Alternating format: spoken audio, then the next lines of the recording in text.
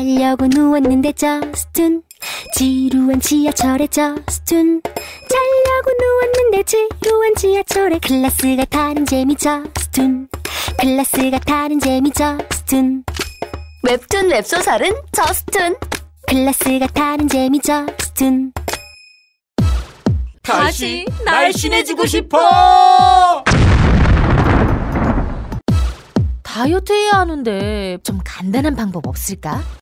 1522-6648 1522-6648 혹은 비타샵을 검색해주세요. 야, 이 부장! 네가 부장이면 땅이야? 뭐? 저 인간 저건 쟤 오늘도 술술 풀리고 안 먹고 회수 갔냐? 내일도 신체 상태로 출근하겠구만. 아유. 고려 생활건강 술술 풀리고 음주전 한포가 당신을 지켜드립니다. 특허받은 천연 유래 성분 숙취 해소제 술술 풀리고를 은하계 최저가로 딴지마켓에서 만나보세요. 한글도 남보다 빨리 깨치고 참 똑똑했는데 갈수록 실력이 뒤처지는 것 같아 걱정이에요. 혹시 초등학교 교과서 본 적 있어요? 어려운 어휘가 너무 많아요. 학교에서는 어휘 개념을 하나하나 설명해 줄 시간이 정말 부족하잖아요. 그럼 어떡하죠? 내 아이의 어휘만큼은 내가 책임져야죠. 어휘 공부의 정성. 초등어휘 3000 초등어휘 5000 검색창에 초등어휘 3000을 쳐보세요.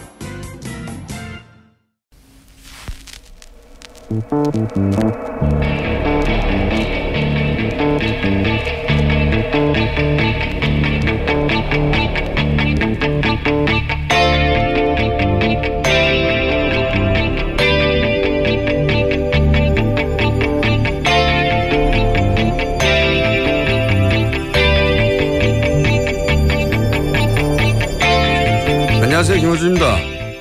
증세 이야기가 나옵니다. 연소득 5억 이상, 연간 순이익 2천억 이상 재벌이 그 대상입니다. 야당은 연소득 5억 소득세 인상은 표적과세이고 대기업 법인세 인상은 기업 투자를 위축시킨다고 합니다. 소득 양극화가 점점 심각해지는 상황에서 0.1% 최상위 소득자에게 2% 소득세를 인상해 복지에 쓰겠다고 하는 건 나머지 99.9%에겐 좋은 거죠. 99.9%는 좋아할 일이 왜 대등한 공방 속에 있는 것처럼 보도되는가. 그 0.1%가 자기에게 유리한 프레임을 만들어 배포할 힘이 있어서 그렇습니다. 0.1%는 자신에게만 불리한 걸 나머지 99.9%도 불리한 거라고 착각하게 만드는 걸 잘하죠. 그리고 MB 정권이 법인세 3%를 인하해 줬더니 기업 투자가 대폭 늘어 소위 낙수 효과가 폭증을 했던가요? 그런 일은 없었습니다.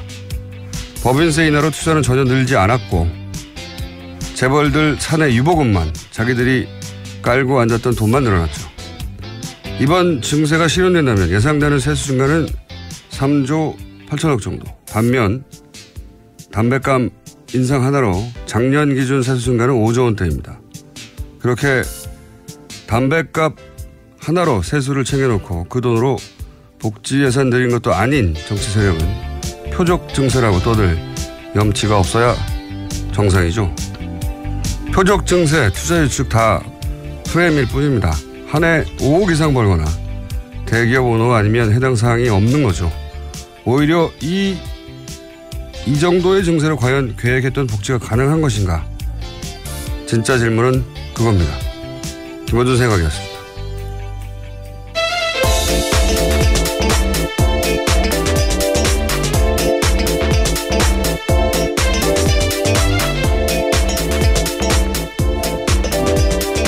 시사인의 김은지입니다. 네, 월요일에 돌아왔어요? 네. 주말에 비가 많이 와가지고 비가 많이 오는 건 좋은데 왜 이렇게 습기가 많은지. 네, 빨래가 잘 안 마릅니다. 빨래만 안 마르는 게 아니고 모든 게 다 축축해요.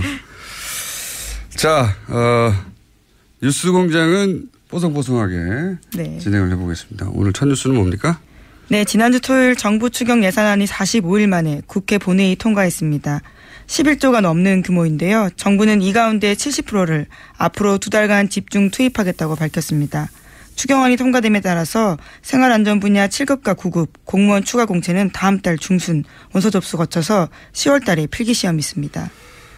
그렇군요. 이제 야당에서는 이제 공무원 증원을 막았다. 그러니까 혈세 낭비를 막았다. 이렇게 프레임을 잡았고요. 예. 결국 이렇게 45일 지연된 건 이제 여태 최장 지연된 건데, 추경은 어차피 되긴 될 거였어요. 예. 왜냐하면 야당도 다 혜택을 했거든요. 자신의 지역구에서. 근데 이렇게 지연된 이유 중에 하나가 언론 환경인데, 언론 환경 때문에 예를 들면 이 혈세 낭비라고 할 때 사실은 그 대상이 집배원이나 소방관이나 사회복지 공무원이었거든요. 네. 그래서 이번에 무기계약직 집배원들은 공무원 전환이 안 됐어요. 네, 네 빠졌기 때문에 크게 시위도 했었습니다. 네, 지난 소방관 주말에. 증원도 안 되고 이게 무슨 혈세 낭비라고. 그 프레임에 그럼 이게 혈세 낭비가 아니라고 해줘야 되는데, 예, 이거 여야 공방으로만 처리하니까. 근데 어쨌든 이 추경에 저희가 이제 3부에, 예, 여당 원내대표, 원식 원내대표 연결해가지고 추경 전후사정 들어보긴 할 텐데, 저는 추경 관련해서 제일 재밌었던 건 언론의 태도예요. 예, 그 중에서 한 가지만 짚어보자면, 추경 얘기는 오늘로 끝일 것 같으니까. 원래 이제 금요일 처리하려고 하다가 안 됐거든요. 네, 그렇죠. 네, 그래서 토요일로 넘어갔습니다. 자유한국당이 이제 국회의장에게 요청을 했어요. 그래서 여야가 모였죠. 그래서 토요일 오전 다음날 아침 처리하기로 합의를 했단 말이죠. 그런데 여기서 이제 정족수가 모자라서 왔다 갔다 했잖아요. 민주당 왜냐하면 정족수가 왜 모자랐냐면 자유한국당이 퇴장을 해봤거든요. 집단 퇴장을. 그러자 정족수가 모자라가지고 그 정족수가 모자란 것은 자유한국당이 퇴장했기 때문에 했지만 민주당 의원들이 전원 참석하지 않았기 때문에 불참 인원이 있었기 때문에 그러자 대부분의 언론들은 민주당의 이제 불참 인원에 대해서 이제 그 공세를 취했죠. 근데 이게 굉장히 재밌는 것이 예를 들어서 보수 매체가 민주당을 이권으로 공격하려면 뭐부터 말해야 되냐면 자유한국당은 어차피 약속을 어길 거라고 전제하고 행동하라고 하는 거잖아요. 예. 몰랐어? 자유한국당 약속 안 어길 거? 약속 어길 거?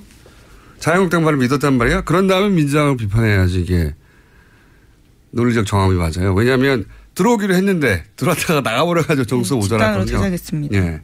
반면에 진보 매체는 민주당을 먼저 비판하는 게 맞죠. 자유한국당이 어떤 작전을 펴든지 그걸 상대하면서 아젠다를 관철시킬 책임이 여당이 있다. 이렇게 비판할 수 있어요.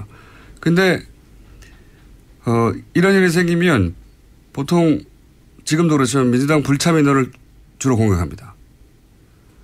왜냐하면 여기에 이제 진보 보수 프레임 싸움에서 보수 매체가 유리한 지점이 있는 건데 진보 매체는 무슨 일이 생기잖아요. 그러면 일단 자기 진영을 비판하는 스탠스를 취해요. 우리는 우리 편이라고 봐주지 않는다. 공평무사하다. 이런 자의식이 있거든요. 보수 매체는 무슨 일이 생기면 진영의 바깥에서 책임을 지울 곳을 찾아요. 네. 우리가 잘못한 게 아니다. 그들 탓이다.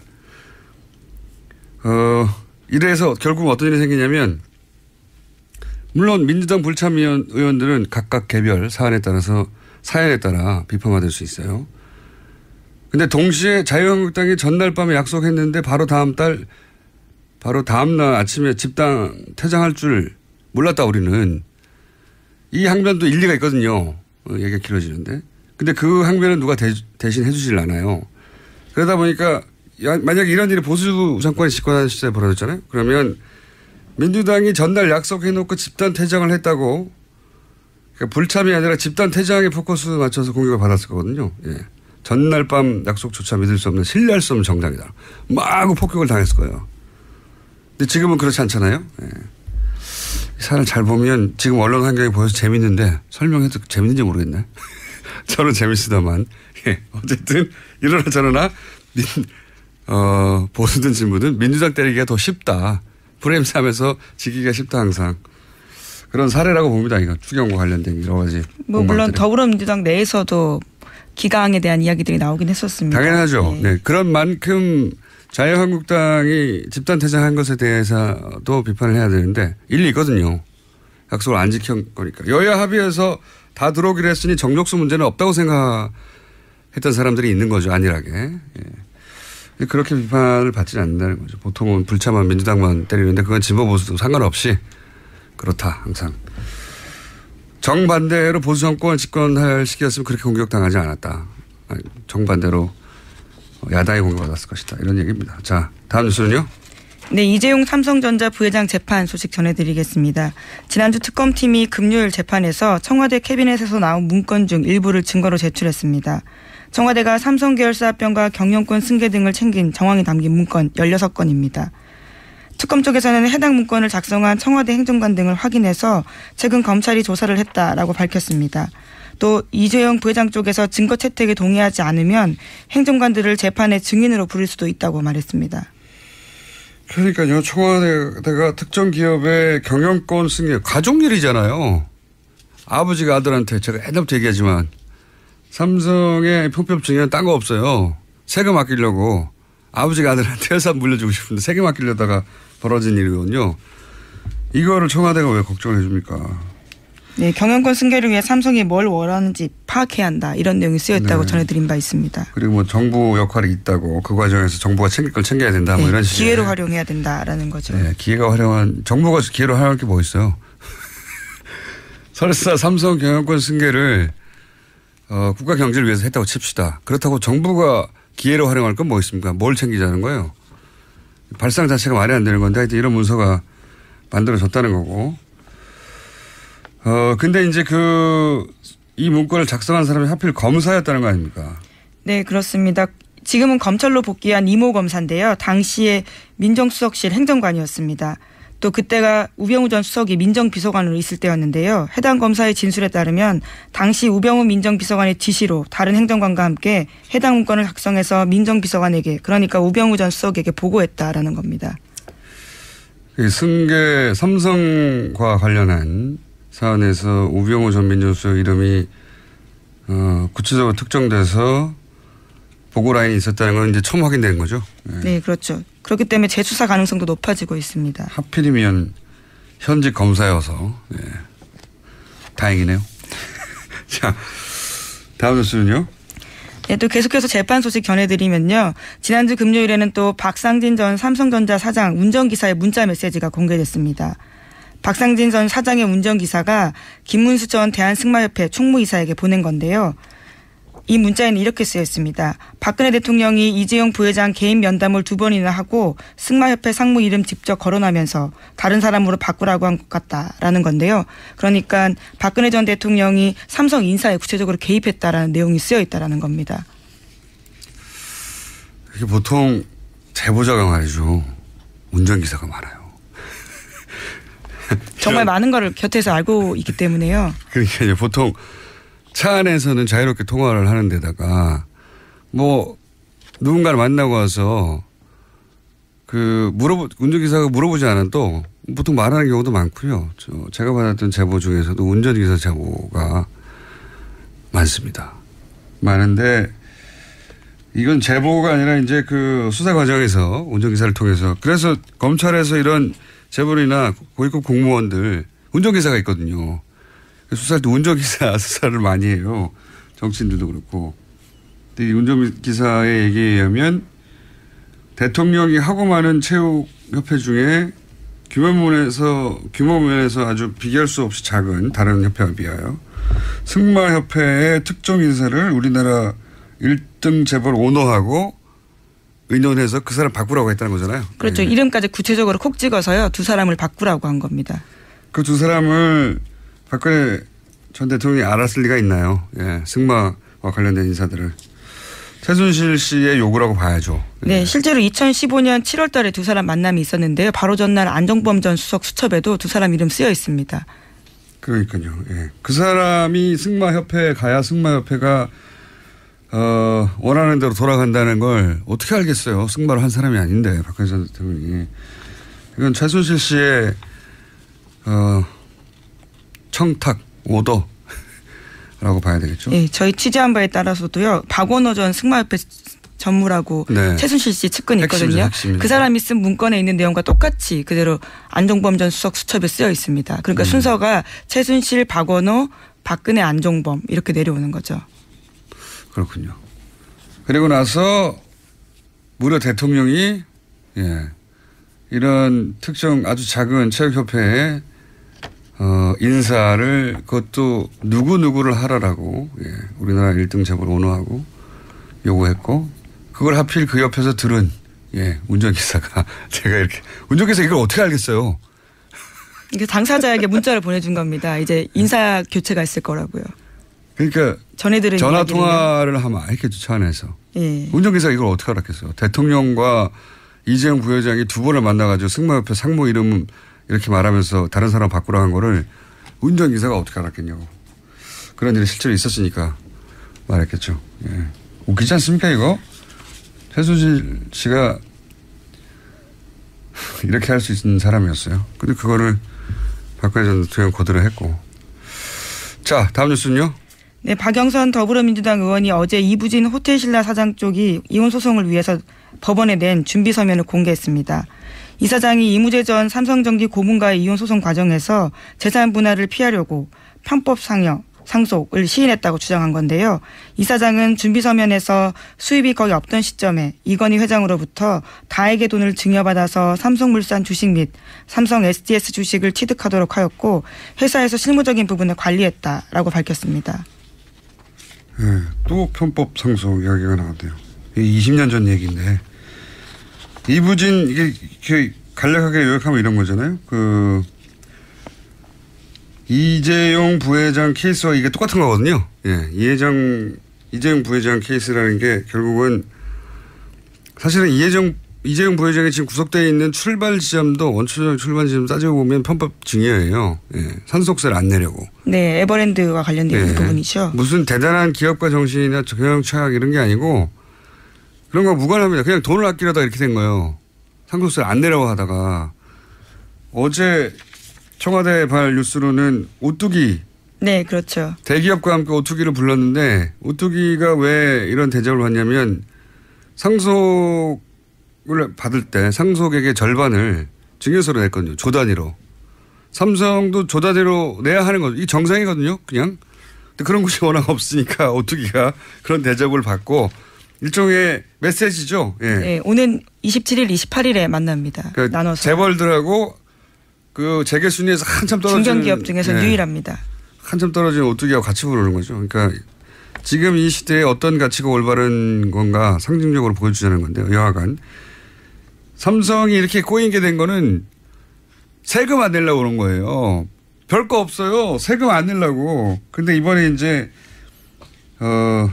부인 이부진 씨가 이혼하려고 하는데 그 돈을 자기가 다 벌었다고 하면 남편한테 줘야 되지 않습니까? 전 남편에게 일부를 부부가 같이 번 거니까. 그렇죠. 예. 그래서 이제 뭘 인정할 수밖에 없었냐면 그 돈은 자신이 번 게 아니다. 그렇죠. 아버지로부터 받았다라는 아버지로부터 받았다. 그런 과정에서 이런 내용이 나온 거죠. 예. 이건 내 노력으로 번 게 아니에요. 아버지가 준 거예요. 예. 그렇게 해서 조 단위의 재산이 생겼다는 거죠. 물론 이게 곧장 편법 상여를 입증하지는 않습니다만은 그런 정황 중에 하나인 건 본인이 이제 자기 입으로 이건 내 돈으로 번 게 아니다라고 했으니까요.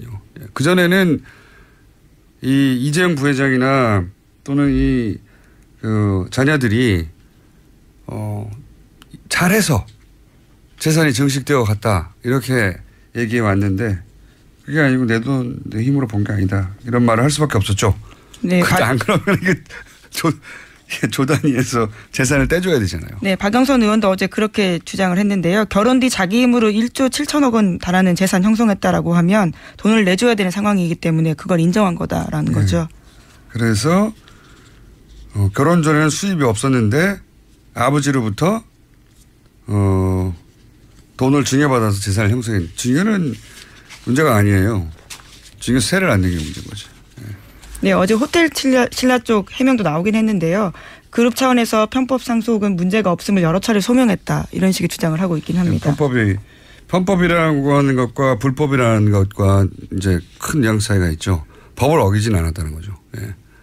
들여다보면 법을 어긴 부분도 있어요. 그러니까 불법 상속이라고 하는 게 맞긴 한데 그때 당시의 기준으로 법을 교묘히 이행했다. 뭐 이렇게 정도 볼 수 있는데 이게 별거 아니고 돈 때문에 다 일어나는 일입니다. 세금 덜 내려고. 다음 뉴스는요? 네, 국정원 댓글 사건 관련 소식입니다. 검찰은 원세훈 전 국정원장이 2009년부터 2012년 5월까지 주재한 전 부서장 회의 녹취록 제출을 국정원에 요구한 바가 있습니다. 그런데 과거에는 국정원이 보안 문제 있다면서 일부만 제출했습니다. 하지만 최근에 검찰은 국정원으로부터 삭제된 부분까지 모두 복구한 녹취록 받았다라고 합니다. 여기에서 눈에 띄는 부분이 있는데요. 2013년에 제출한 녹취록에 보면 온라인에서 우리 직원들이 종전처럼 하라면서 국정원의 온라인 활동을 아는 것처럼 원세훈 전 원장이 말했다라는 겁니다. 당연히 알았겠죠. 예. 국정원장인데 그 정도 인원이 움직이고 그 정도 예산이 들어가는데 더구나 차기 대권이 걸린 댓글 작업 아닙니까? 국정원장이 모를 리가 없고 국정원장이 이걸 독려했다는 게 지금 문제 핵심인데 오뚜기 증여세는 생각해보니까 조 단위는 아니네요. 규모가. 어쨌든 1,000억 단위였던 걸로 제가 기억하는데 그거 안 내고 싶은 거죠. 삼성에서는. 안 내고 싶었다는 사실 다 안 내고 싶어요. 사실 세금은 안 내고 싶어요. 사람들이. 안 내고 싶은데 어쩔 수 없이 내는 거죠. 근데 안 내고 싶으면 안 낼 수 있는 게 삼성의 힘이었던 거죠. 네, 증여를 안 받으면 됩니다. 증여를 안 받으면 어떻게 안 받습니까? 그럼 세금도 내야죠. 불로소득인데. 그러니까 아버지가 물려주고 싶은데. 아버지가 물려주고 싶은데 세금을 내고 싶지 않다. 이거예요. 자꾸 말하지만. 그걸 뭘 대단한 것처럼 이렇게 국가 경제를 들먹이는지. 다음 순요. 네, 국정원 댓글 사건까지 했었고요. 네. 지금 이제 방산비리 소식도 전해드리겠습니다. 박근혜 정부가 청와대 수석과 장관을 통해서 하성룡 전 한국항공우주산업 사장에 선입하려 했다라는 의혹이 나왔다라는 경향신문 보도입니다. 카이 대주주였던 옛 한국정책금융공사 고위관계자 발언을 경향신문이 보도했는데요. 2013년 3월 초 당시 산업통상자원부 1차관으로 장관 후보자였던 현 자유한국당 윤상직 의원이 있는데 그 사람이 자신에게 갑자기 전화가 와서 카이 사장 바꿔야 한다면서 하성룡 전 사장을 콕 집어 얘기했다라는 겁니다. 뿐만 아니라 2013년 4월 말에는 조원동 경제전 수석이 정부 뜻이라면서 하성룡 전 사장을 카이 사장에 선임해달라고 했다고 합니다. 이 뉴스에서 재밌는 거는 초반에는 조원동 경제수석이 몰랐다는 거죠, 이 사실을. 네, 그 관련해서 물어보니까 윤상직 의원 전화를 받고 물어봤을 때 이렇게 이야기했다고 합니다. 윤 의원이 오버하네, 내가 알아볼게요. 이렇게 이야기를 했는데 그 이후에 상황을 알아본 다음에는 정부의 뜻이다라고 이야기했다는 겁니다. 경제수석도 모르는 정부의 뜻이 누구겠습니까? 네, 경제수석 위에 대통령인데 대통령의 뜻인 거죠. 네. 그거를 대통령 뜻이라고 할 수 없으니까 정부의 뜻이다라고. 경제수석도 모르는 인선이었던 거죠, 이게. 인선이었던 건데, 박근혜 전 대통령과 서강대 동기동창이라는 이유만으로 임명됐는가. 그 방위사업청장. 예. 아, 그건 방위사업청장이죠. 예, 예. 참. 방위사업청장과 이 카이 사장님과의 관계가 또 있는 거죠. 예, 예. 왜 이분이 발탁됐을까? 무슨 거액의 정치 자금 얘기도 하는데, 그게 참 궁금합니다. 예. 최초에 이분을 선임하고 그리고 그게 비리가 있는데도 불구하고 계속 밀어준 이유. 그게 이제 언론 보도로는 연임노비라고만 표현하는데 예, 예. 자신이 연임하려고 이 돈을 다 써버렸으면 연임할 이유가 뭐가 있습니까? 연임노비에 이 돈을 다 써버렸으면은 자기가 연임할 이유가 없잖아요. 예, 그렇네요. 네. 연임노비 밖에 지금 생각이 안 나서 연임노비라고 하는 것 같은데 연임노비만 있었을 리가 있나요? 어쨌든 이 사안은 이제 계속 나오겠죠. 예. 100억 이상 비자금 뭐 이런 얘기 나오죠? 네, 검찰발로 나오고 있는데요. 최소 100억 원 이상의 비자금으로 쓰인 것으로 보인다라는 거고요. 또 뿐만 아니라 카이 요구로 리베이트 수십억 송금했다라는 진술도 용역업체 대표에게 받았다라고 합니다. 이게 참 재밌는 게 정말 대담했어요. 처남을 통해서 페이퍼 컴퍼니를 하나 챙겨놓고 그 페이퍼 컴퍼니로 이 돈을 다 받았다는 거잖아요. 예, 그렇죠. 네. 멀리 간 것도 아니에요. 처남. 네. 그리고 조금 부족한 회사지만 그래도 경력이 있다도 아니에요. 페이퍼 컴퍼니. 네. 직원이 한 명이었다고 하니까. 네, 그렇죠. 글로 돈을 다 받았다는 겁니다. 이런 무식하고 단순한 방법을 용감하게 실행에 옮겼는데 이런 단순하고 무식한 방법으로 했다는 건 그만큼 자신이 있었다는 거 아니겠어요? 예. 무슨 자신이었을까? 예. 뒷배가 누구였을까 궁금합니다. 어쨌든 이렇게 단순하게 하는데도 사정당국이 몰랐다는 것도 좀 말이 안 되는 것 같고요. 예. 자, 방산비리는 앞으로 계속 나올 것 같고요. 지금 시간이 거의 다 됐기 때문에 제목 정도만. 네. 트럼프 미국 대통령이 러시아 스캔들에 관련해서 셀프 사면 언급하면서 또 거센 역풍을 맞고 있습니다. 이 얘기는 뭐냐면 예, 탄핵 얘기가 나오니까 자신한테 사면권이 있다. 그렇죠. 미국 대통령은 사면에 관해 완벽한 권한을 갖고 있다. 사면을 생각해보면 어떠한가라고 자신의 트위터에 올렸다고 합니다. 너무 재밌지 않습니까? 대통령 탄핵 그리고 측근들 가족에 대한 러시아 내통한 혐의가 나오니까 자기가 셀프로 사면하겠다는 이야기를. 야, 대단하지 않습니까? 상상력이? 창의적인 것 같습니다. 대단한 사람이에요. 예. 자기 중심성이 대단합니다. 정말. 모든 사안을 자기 중심으로 해석해서. 근데 이 사람이 전 세계에서 가장 힘 있는 자리에 있으니까요. 자, 오늘 여기까지 해야 될 것 같습니다. 시사인의 김은지였습니다. 감사합니다. 모닝똥? 제겐 사치였죠. 내가 토끼인지 토끼똥이 나인지 내가 변을 본 것인지 변을 당한 것인지 나는 바나나이고 싶다. 간혹 구렁이이고도 싶다. 미궁 대장사랑 빅똥의 추억 미궁 대장사랑이 찾아드립니다. 혈중 콜레스테롤 개선과 배변 활동에 도움을 주는 건강기능식품입니다. 검색창에 미궁 대장사랑. 미궁 장사랑 이름 바꿨어요. 프로바이오틱스 12종 추가. 미궁 대장사랑. 골반 잡자 바로 잡자 바디로직. 허리 통증 바로 잡자 바디로직. 2017년 쿨 썸머 바디로직 라이트 출시. 통기성이 좋아 땀 걱정 없이 한여름에도 쾌적하게. 입은 듯 안 입은 듯 가벼움의 신축성은 그대로. 자세가 좋아지는 골반 교정 타이즈 바디로직. 검색창에 골반 교정 바디로직 라이트. 아무도 묻지도 따지지도 않고 가입하셨다고요? 보험은 너무 어려워요. 걱정 마십시오. 마이보험 체크가 도와드립니다. 1800-7917 마이보험 체크로 지금 전화주세요. 1800-7917. 이미 가입한 보험이나 신규 보험도 가장 좋은 조건을 체크해서 찾아드립니다. 인터넷 한글 주소 마이보험.com 또는 카카오톡에서 아이디 검색 마이보험을 친구 추가하여 상담하실 수 있습니다.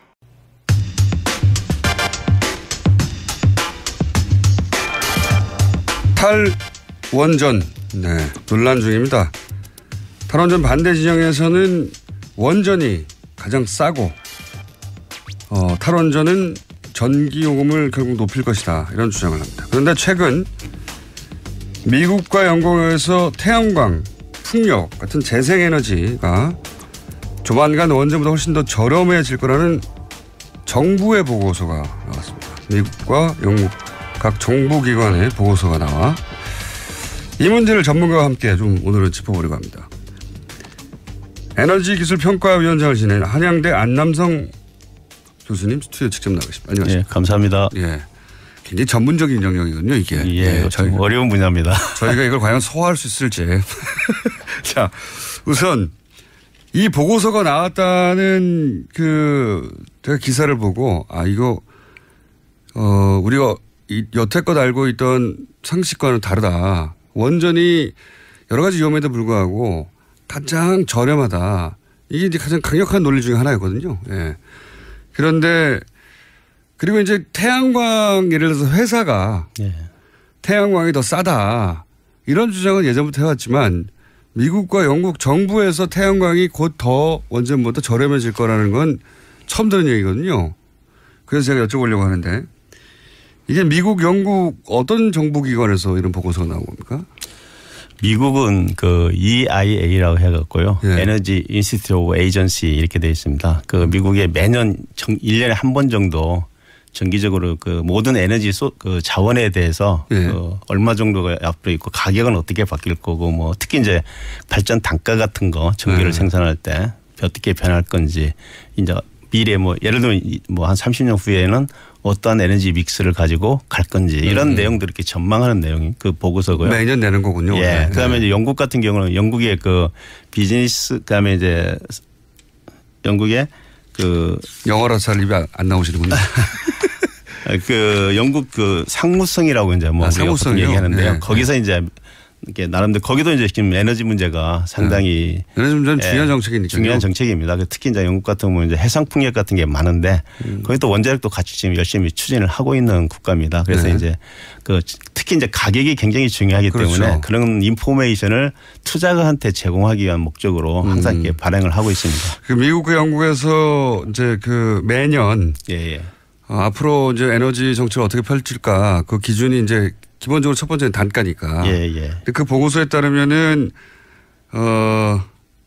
태양광 혹은 풍력을 합친 이런 재생에너지 쪽이 얼마 있다가 더 원전보다 싸진다는 겁니까? 아니 뭐 한 10년 이내 이게 10년 이내요? 이내로 이렇게 뭐 싸진다 이렇게 많은 거기 보고서 2025년 6년 이렇게 얘기 나오고 있습니다. 단가가 전체적으로 확 떨어지는 것은 지금도 태양광하고 풍력 쪽은 단가가 많이 떨어지고 있습니다. 현실적으로. 물론 뭐 원전 얘기를 단가 얘기로만 할 수는 없는데. 맞습니다. 그렇지만 하도 돈 얘기를 하니까요. 저쪽에서 더 싸다고. 그러면 7년이면 그렇게 먼 미래는 아니네요.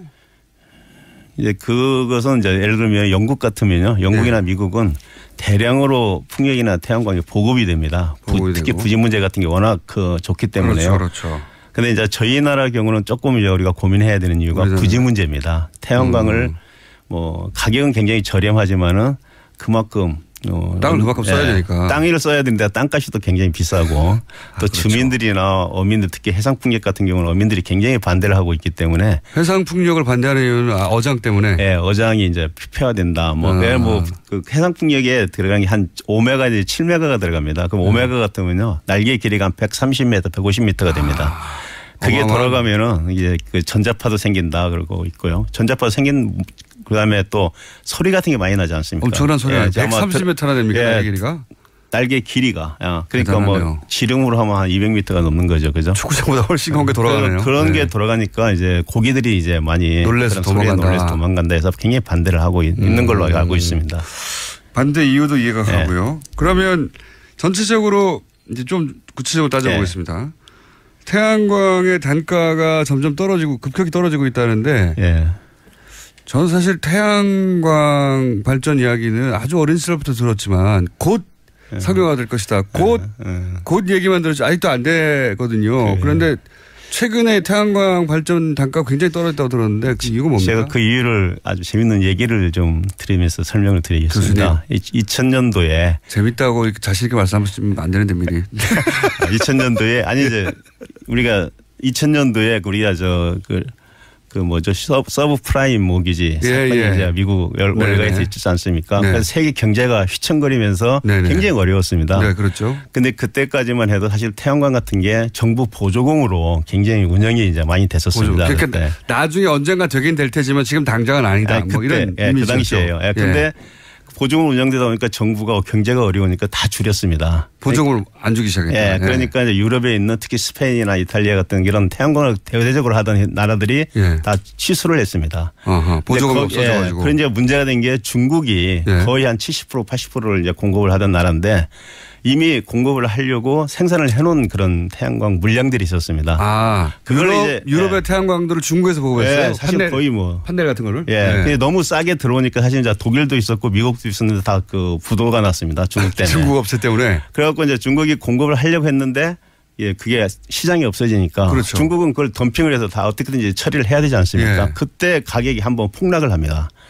폭락을 하는데 거기서 이제 우리가 역설적으로 원래 이 태양광 같은 이런 기술들은 그 보급이 많이면 될수록 보급이 2배가 되면 가격이 한 30%가 떨어진다고 합니다.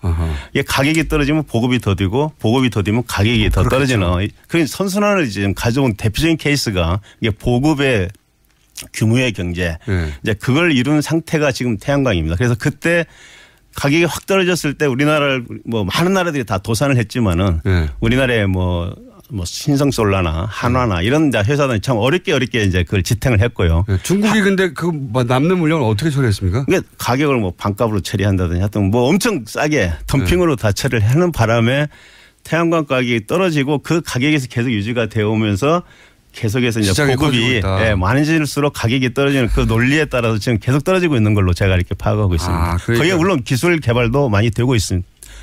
기여를 했지만은 야 이상한 굉장히 효과네요. 서프라임 모기지. 죄송합니다. 그런 그 경제 위기가 와서 그거를 많이 쓰던 이제 서구에서 유럽권에서 물량이 줄었어요. 근데 그 판넬을 공급하던 중국 업체들이 팔 곳이 없으니까 가격을 확 덤핑을 치기 시작했습니다. 가격이 떨어지니까 또 쓰는 곳이 많아지기 시작했어요. 거꾸로. 맞습니다. 정확하게. 그래서 가격이 떨어져 쓰는 곳이 많아지고 쓰는 곳이 많아지니까 또 가격이 더 떨어졌어요. 그러면서 그게 선순환을 가져와 가지고 지금 전체적으로 태양광 발전 있는 세계적으로도 지금 뭐 계속해서 태양광이 늘어나고 있지 않습니까? 보급이. 희한한 나비 있거네요. 그럼 제가 판단하는 생각입니다. 아니 그럼 전문가시니까 지켜봤더니 제가 10여 년간 왜 태양광이 확 떨어졌나 단가가. 그게 아마 큰 계기가 되지 않았나 이렇게 생각하고 있습니다. 그러면 중국에서도 이 태양광 발전이 늘어나고 있습니까? 중국도 늘어나는데 중국은 지금 워낙 세계에서 가장 지금 태양광과 풍력이 많이 보급된 나라입니다. 거기는. 오히려. 그래서 뭐 태양광도 중국 내수 시장에서 많이 소비했겠네요. 그러면 내수는 가장 큰 시장입니다. 세계 시장의 한 2분의 1을 차지하는 절반이 중국에 다 있기 때문에요. 그 산업 태양광 산업도 굉장히 발달이 됐고 풍력도 대규모로 이제 공급하다 보니까 기술도 굉장히 발달이 되어 있고 그래서 재생에너지 관련 기술은 중국이 세계 최고라고 이렇게 보통 얘기를 하고 있습니다. 그거 몰랐네요. 중국이 재생에너지 관련해서는 세계 최고다. 기술 왜냐하면 시장이 워낙 크기 때문에요. 또래 넓으니까 또. 뭐 자동차 지금 우리 아니면 IT 기술 같은 거 생각하시면 똑같습니다. 플랫폼 뭐 알리바바니 뭐 이런 것들이 그 사실은 구글이나 뭐 애플에 뒤지지 않고 자기들 유지하지 않습니까? 그게 시장이 크니까 가능한 거거든요. 그래서 이미 전 세계 절반 규모고 기술력도 가장 앞서 있다. 그리고 왜 중국에서 뭐 미세먼지 환경 문제도 최근 크게 부각됐는데 그것 때문에도 그것 때문에 이제 그것도 있고 특히 이제 우리 2년 전에 그 세계 기후 변화 관련돼서 파리 기후 협약이 이제 체결되지 않았습니까? 그때 중국이 사실은 그동안은 안 들어가려고 하다가 적극적으로 들어갔습니다. 그러면서 그 영향에 자기들이 이런 재생에너지 투자도 많아지고 또 중국은 잘 아시지만 원자력에 대한 투자가 굉장히 앞으로 많이 뭐 100몇 개를 더 짓겠다 지금 할 정도로 그런 식으로 석탄을 줄이고 해결을 하려다 보니까 또 태양광하고 풍력을 가장 많이 했고요. 그다음에 또 뭐 원자력도 이제 그 하지 않으면은 해결할 수 없다 이렇게 생각하고 있는 것 같습니다. 그렇군요. 그래서 의외로 중국이 지금 재생에너지 분야에서 전 세계 1위고 세계 절반 시장. 거의 그렇습니다. 그러니까 그럼 반면에 이 미국, 영국의 보고서는 이런 시장 상황을 간주했을 때 전 세계적으로 결국은 원전보다 태양광 풍력 발전 단가가 더 떨어질 것이다. 그러니까 7년 이내에. 아까 말씀드린 그런 선순환에 의해서 태양광이 더 보급되고 가격은 더 떨어지고 아까 제가 보급의 규모의 경제라고 말씀을 드렸는데 그런 선순환이 계속되면 태양광은 분명히 태양광이나 풍력 가격은 떨어지게 되어 있습니다. 떨어지면서 계속해서 떨어지는 데 비해서 이제 원자력 같은 경우는 지금 새로 미국과 영국의 원자력을 건설을 하고 있습니다. 신규를. 미국은 4기 정도, 영국도 그런데요. 그런 원자로들이 실제는 이제 예전에 했던 원자가 아니고 새로운 원전입니다. 좀 안전성 같은 걸 강화한. 그러다 보니까 이제 굉장히 비용이 비싸지고 특히 규제기관이 새로운 규제 사항이 많이 생기지 않겠습니까? 그게. 그러니까 건설 시간을 봤으니까요. 새로 해보는 거니까 그래서 규제 기간이 길어집니다. 거기는. 그러면 이제 원자력 발전소 같은 경우는 이게 초기에 투자하는 투자비가 굉장히 큰 포션을 차지하기 때문에 한 전체 발전 원가의 60%, 70%를 차지합니다. 초기에 투자하는 게. 개발할 때. 개발 건설비가. 건설비가 이 건설 기간이 늘어난다는 것은 이자가 엄청 늘어나게 되는 겁니다. 그래서 그게 이제 가장 결정적으로 보고 있는 것 같고요. 또한 이제 아까 말씀드린 그런 규제 문제의 그 어떤 불확실성을 같은데 그걸 고려해 주는 게 할인율이라는 이제 팩터가 들어가는데요.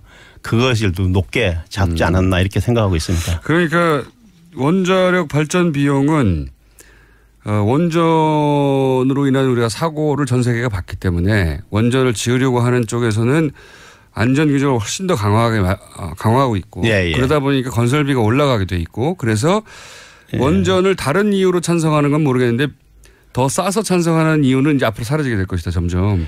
그건 이제 뭐 두고 봐야 되는데 우리나라 같은 경우는 또 조금 다릅니다. 우리나라에서 지금 현재 건설하려고는 원전은 이미 신고리 3, 4호기에 건설이 됐고요. 지금 5, 6호기도 사실 같은 노형이고요.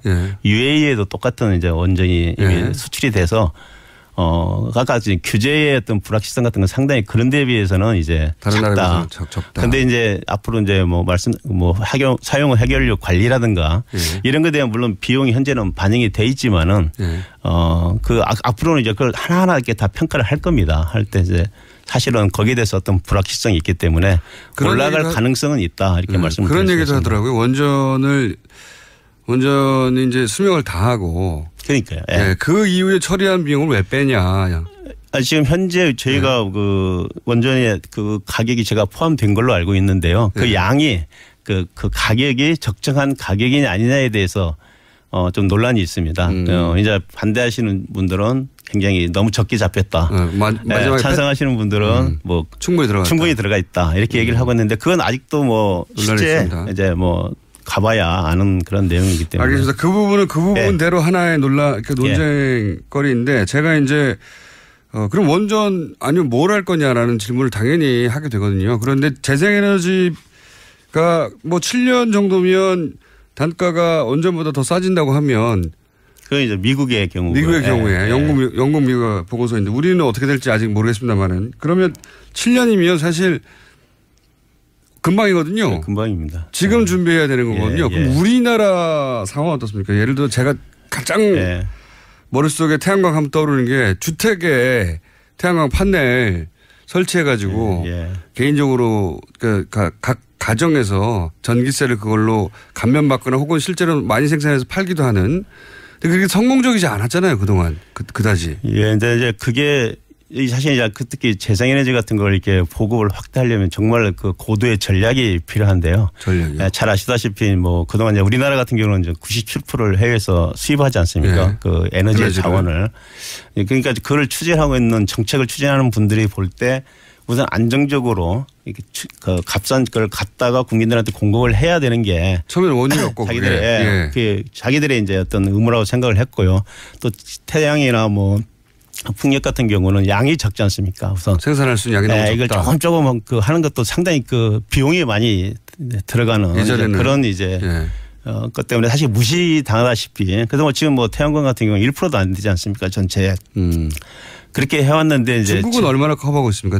이 재생에너지로? 재생에너지로 그렇게 많이 해도 뭐 그것도 한 3, 4%밖에 안 됩니다. 3, 4%요? 워낙 거기는 전체가 크기 때문에요. 그렇죠. 그런데 3, 4%를 했더니 전 세계 절반이 됐다는 거죠? 그 정도 그런 거죠. 우리는 1%도 안 되고 그러면 이제 저렴해지고 있습니다. 저렴해지고 있고 이 시장이 결국은 조만간이라는 게 7년인지 10년인지 모르겠습니다만 어쨌든 생각보다는 빠른 시간 내에 굉장히 경제성도 아주 좋아질 거라고 기술적인 관점에서는 그렇게 예상되는데 우리가 이거를 그러면 적용할 수 있는 가능성은 어떻습니까? 전문가 보시면. 그래서 아마 이번 그 문재인 정부에서 우리가 2030년까지 신재생을 20%를 하겠다 이렇게 이제 사실 그 공약을 내세우고 지금 추진을 아마 제가 하는 걸로 알고 있습니다.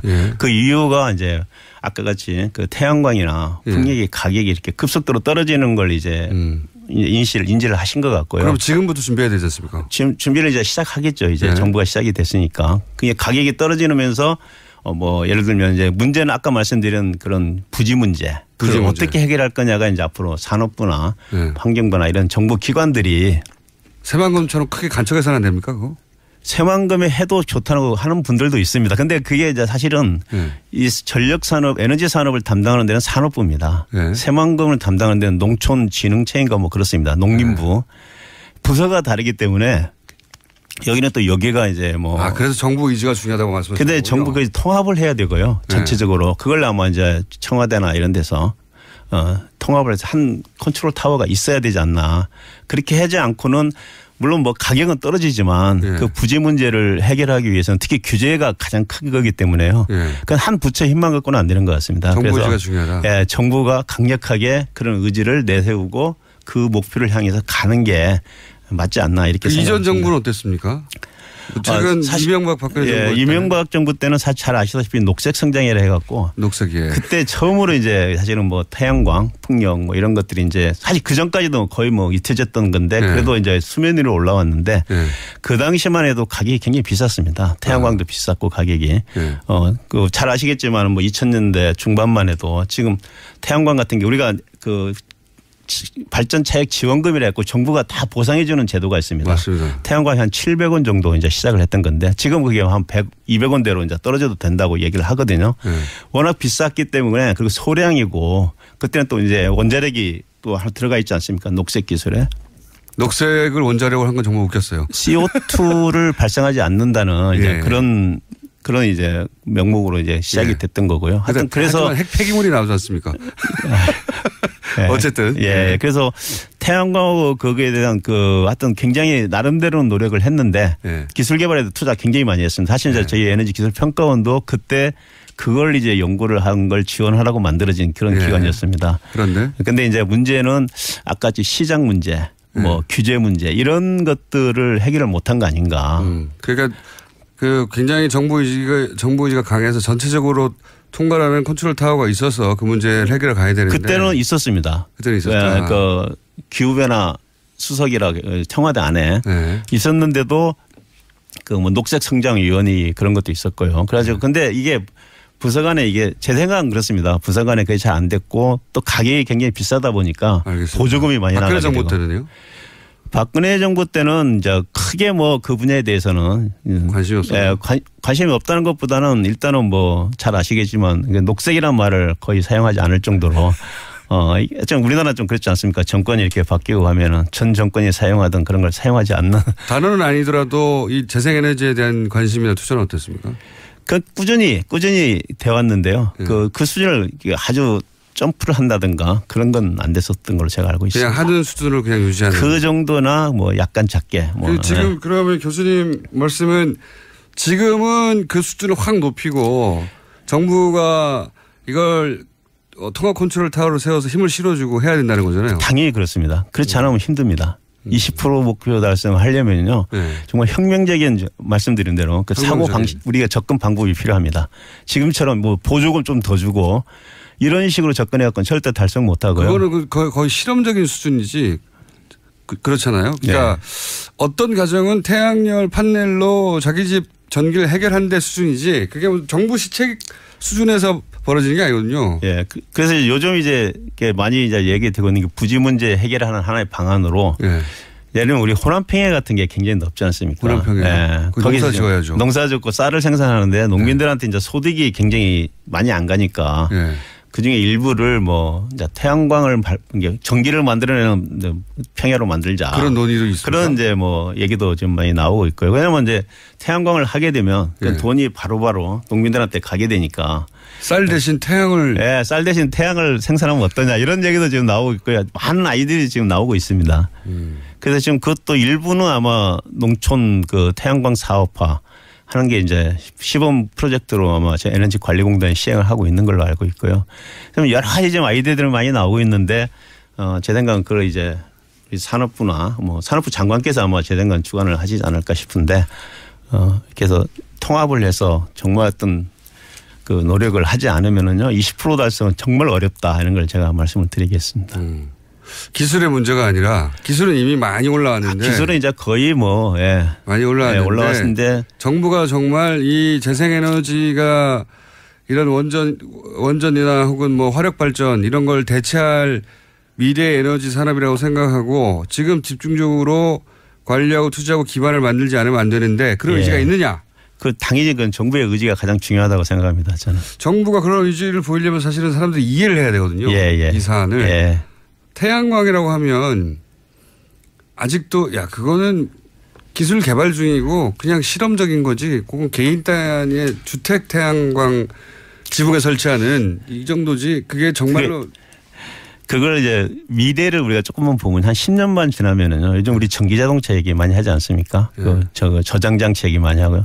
일반 집에서 지붕에서 태양광으로 전력을 생산해서요. 배터리에 저장을 해놓고 내가 사용하고 남는 전기는 또 전기 자동차가 와서 충전을 해서 사용하는 이런 시대가 온다고 이제 멀지 않았다. 그 미국 DOE에서 최근에 나온 보고서를 보면요, 레스된 이게 10년 이내 그것도 얘기를 하고 있습니다. 전기자동차까지 연결해 생각해보면 그러네요. 호주 이제 보면 지금 그렇게 하고 있고요, 이미. 굉장히 큰 변화가 하는데 그 핵심은 뭐냐? 저는 태양광 발전이라고 생각합니다. 알겠습니다. 안남성 교수님이었습니다. 감사합니다. 예, 감사합니다.